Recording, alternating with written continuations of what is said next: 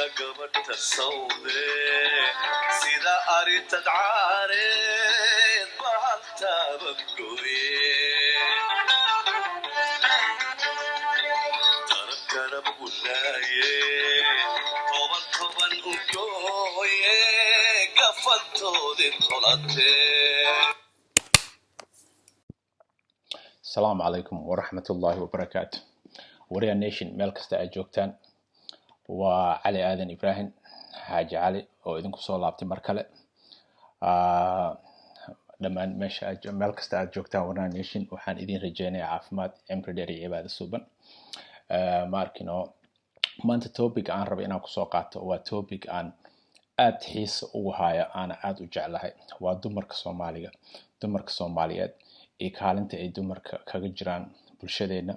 iyo waxyaabaha anaga rag ahaan especially ragga maanta la hadlaya aan u baahanahay saan dumarkeena u support garay lahayn oo maaragtay ay hoggaanka u qaban lahaayeen wadankan horumarkiisa iyo maaragtay isku tagiisa iyo wanaagiisa marka because dumarka Soomaaliyeed runta marka la rabo waa kaalin waa boqolkiiba 50 bulshada haday fikradda boqolkiiba 50 ay ka maqan tahay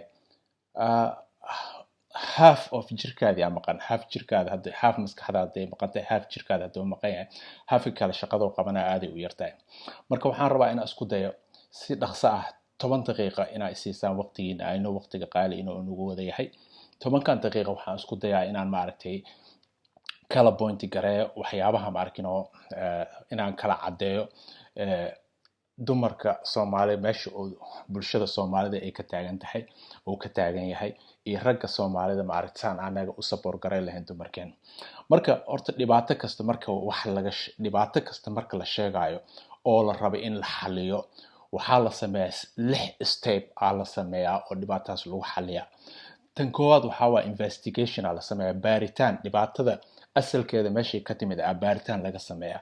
baaritaankaas marka la sameeyo oo la ogaado dhibaatada meesha ay ka timid stepka labaad waxa waaye assessment wax la dhaha ama evaluation waxa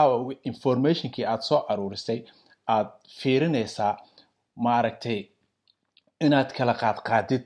oo aad ogaatid waxa aad aruurisay dhibaatada aad aruurisay oo investigationka aad ku sameysay maxaa sax ah maxaa qaldan maxaa keenay asalkeeda intee lahayd assessmentigaas waa stepka labaad assessmentigaas marka wuxuu ku gudbinaa stepka saddexaad oo la dhahay understanding fahamki marka dhibaatadii waa soo aruurisay waa baartay waad cilmi diristay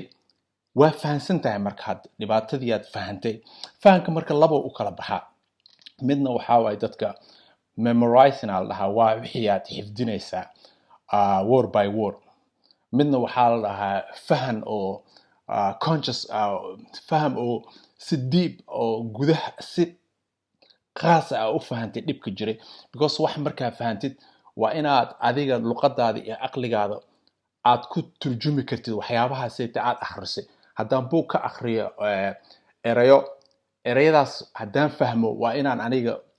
af Soomaali ahaan ama af English ahaan ama macnaha fikradeeda aan qeexi karo macnaha waxa sayta ani ahaan aan si fiican u fahmay aan my own words eray aniga iga maad fikrad aniga iga maad aan wixii aan ku turjumi karo fahanka kaas la dhahaa markii fahankaas la helo wax implementation la dhahaa la jira implementationka marka waxa waaye waa qaabkii waxaan loo xalin lahaa aad qoraal ama maaragtay qodobaha noqdo ama asoo qoraal ha noqdo ama asoo maaragtay go'aan la isla gaaro oo maarkino oo ummadii ay ku heshiis ha noqdo implementation phase kaas markuu imaado waxa ku xiga kii afraad oo ahayd kii shanaad oo ahayd in la dhaha addressing issue ama advocating wixii in la address gareeyo ummadii loo sheego laga macnaha laga maxaa la dhahay isheeg laga ummadii loo sharxa wixii dhibaatada say u jirtay banaabaxyo iyo wixii rabta ha noqoto qofka ma aragtino sat advocacy hadaa rabtid inaad dadkii la shirtid wixii aad u qeexdid inaad iskuulada ku qortid inaad banaabaxyo ku sameysid inaad ma aragtid dawladii tiray dhibkaana jiro saanaan loo xalli karaa marka waa advocacy levelkaas inaad sameysid oo macnaha heerkaas ay dadkii inaad wixii aad fahantay dhibaatadii aastay wixii dhan aad gudbisay marka taas markay imaatay elimination waa qaybta u dambeysa oo wixii in la eliminate gareeyo ama la dhameeyo ay dhibaatadaas dib usoo laaban society ugu soo laaban aan usoo laabtay marka dumarka Soomaalida waa ognahay hadda markaa u fiirsatid Soomaalida dhakhaatiirta ugu badan looyarada ugu badan finance dadka ah ugu badan maxaa la dhahaa dadka communitygooda jecel community leaderska dadka oo ma arkin programmada ummadda Soomaaliya lagu caawiyo sameeyo inta badan waxaa hogaamiya ama asaasay ama dumar dhakhaatiirtii iyo naarsiga iyo fiilalkiiba hadday kaaga badan yihiin inay baarlamaankina kaaga bataan ahayd so you lucky haddaa 50-50 baarlamaanka aan la dhahaba waa nasiib uu raggi leeyahay because dad oo kaa cilmi badan systemkii kaa fahansan maxaa la dhahaa isheeg waddankoodii kaa jecel haddii aad celinaysid adi horumar goormaba see waddan urubtaa marka lugooyo waxaan ahayn waddan maka helayo marka taasna meesha in lagu daro waayo oo dumarka Soomaaliyeed not only waxaan charity maaha waxaa maqlaa ayaan dhaweyd ururada caalamiga waxaa weydiistay baarlamaanka in 30 dumar lagu daro or something like that urur caalami soo ku weydinaa xaqi ay dumarkaada lahaayeen qayb kamida bulshadii Soomaalida xaqay lahaayeen soo qof kale kuugu sheego aaba qaldaba to begin with laga marka la fiiriyo arrintaas sideeda marka tan aan rabo waxaa waaye xaq darrada dumarka Soomaaliyeed maalinta dhalata ay ku bilaabataa oo gabara u dhalataa lagu leeyahay and then waxaa ku xiga gudniinki oo la og yahay wax diin ku saabsan inay ahayn waa abusive aad u xun cunugti qofkii dhibaato lagu sameeyna gudniinkiya lagu sameeyna 24 saac maxaa la dhahay ishag dumarkiya raggii waaweynaa oo xoog lahay Soomaaliya horta cuntada la siinaya markaas dumarkii caruurtii iyo maatadii dib loo dhigayaa wixii soo haray cunayaan marka xaq darradaas socoto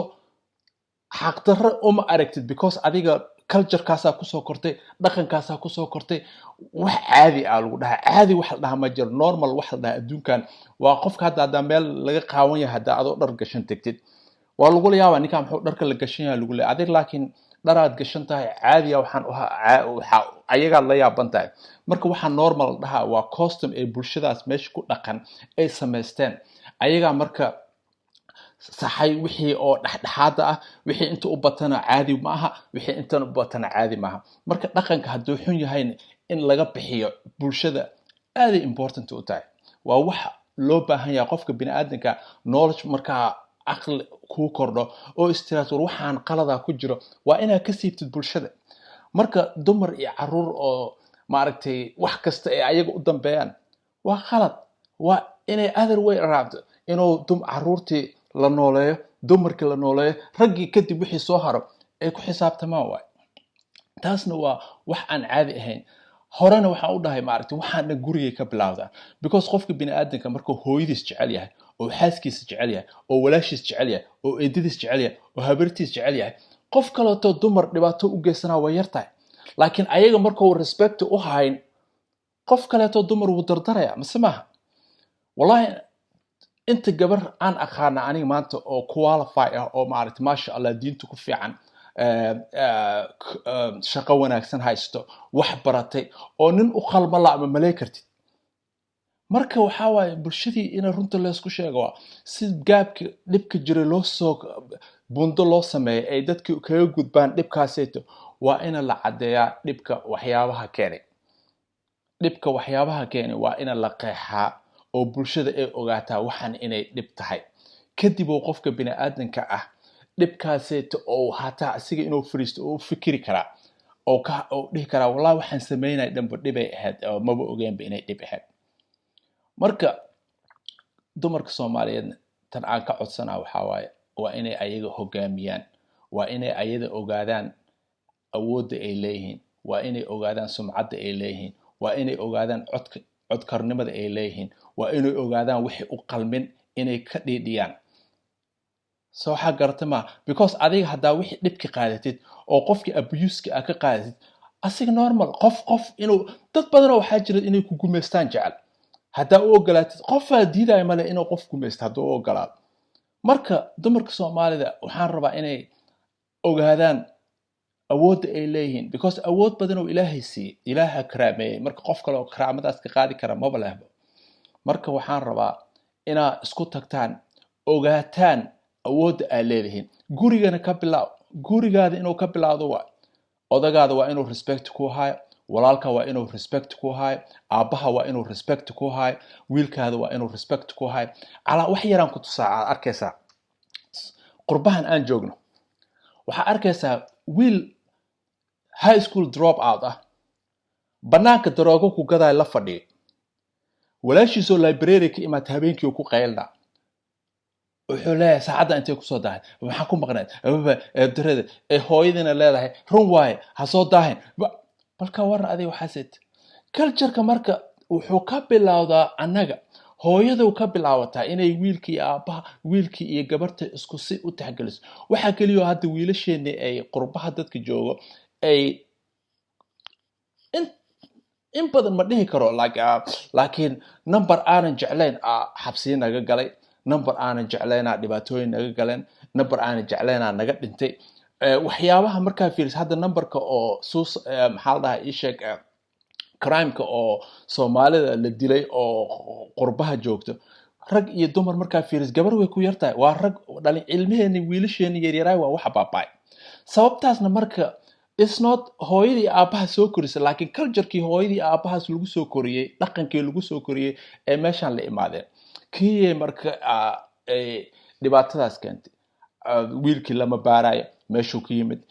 xilliguu soo daahayo gabarta hadday 5 daqiiqo iskuul kusoo daahdo oo librariga iskuulka hataa ay kusoo daahdo ama fran ay yeelato waa la galaa intee ka timid maxaa samaysay yaa la soo haday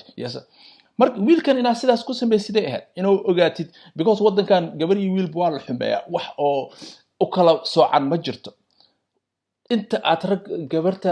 aad dhashay aad la jeceshahay wiilkan inaad la jeclaatid waa intaad ilaalinaysid wiilkan ilaa ilaalisid waa marka insha Allah 10 daqiiqaan dhahay waa si dheeraad topic-aan ma aragtay waa topic aad aan u jeclahay xiisa aan u qabo inaan ka sheekeeyo aan aad u jeclahay especially marka qofka oo aniga fiilkayga public health aan ku taqasay oo ma aragtay public health dhibaatada ugu badan dadka oo ma arkin oo dhibaataysan oo health disparity u badan ay ku dhacdo waa dadka ugu liita bulshada dadka ugu dhaqaale yar dadka ugu xoog yar ma aragtay hooyo uur leh caruur ma aragtay hadda Soomaaliya oo kale dhibaatada jirto waxa